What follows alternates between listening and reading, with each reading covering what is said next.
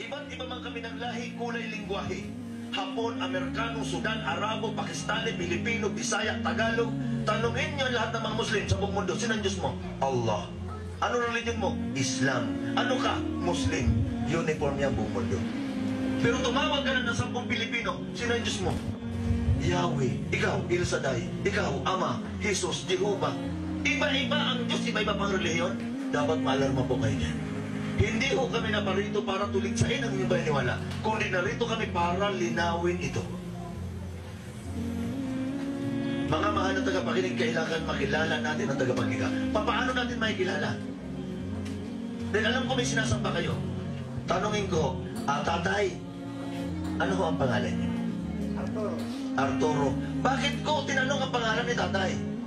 Arturo. Kasi baka bukas makalawa makita ko siya sa Walter Mart nakatalikod. Tinawag ko siya ng Roger. Lilingon po ba kayo?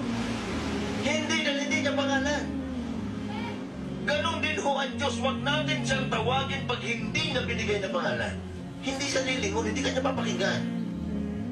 Arturo ang pangalan niya, tawagin mo siyang Roger. Kahit maghapon ka tumawag, di yan lilingon. Ganon ho sa Diyos.